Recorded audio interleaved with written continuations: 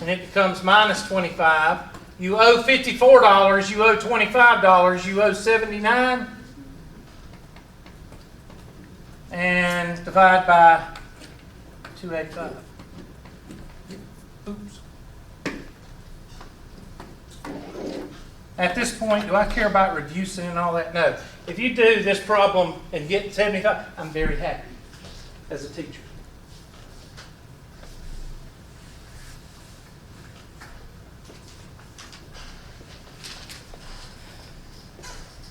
Question?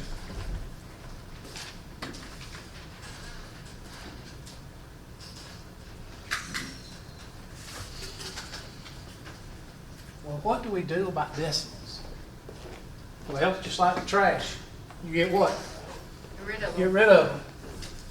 0.10x plus 0.75 equals 0.25x plus 3. Now, the first thing you do when you clear decimals is you find the furthest decimal used. Now, in this case, they're all what? This is the hundreds, this is the what? Tenths. Hundreds, tenths. Hundreds, tenths. So the furthest place is the what?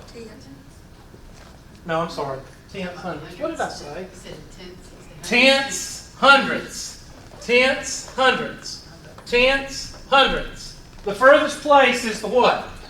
The hundreds. So in this one, I'm going to multiply through, therefore, multiply through by what?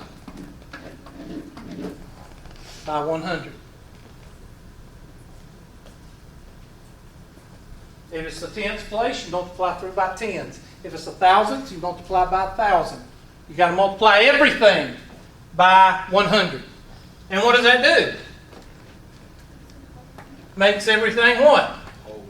And it makes 3 turn into what? 300. So 10x plus 75 is equal to, I can't read my own writing, 25x plus 300. And say now you can do a decimal algebra problem with whole numbers. You see why people can't do algebra? I guarantee you somebody's in here right now going, I never knew that you could clear the fractions or clear the decimals. What's my smallest bucket? 10. Take it across the river.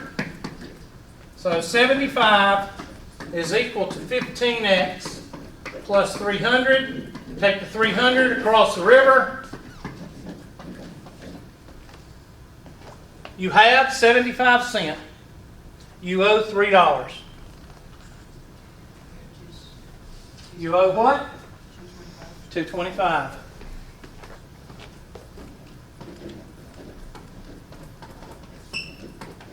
Divide by 15. And I'm going to reduce this by 5 because they all end in 5. So that'd be a 3 on the bottom. And then 5 will go into 22 4 times, thank you. And that'll leave 25, 45.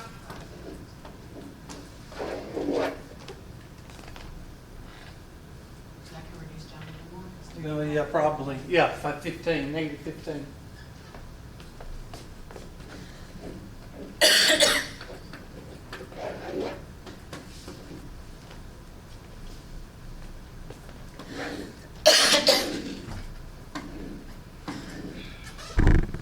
And that's how you do algebra. Oh, did I teach y'all a bunch of rules? No. All I taught you was 2 rules.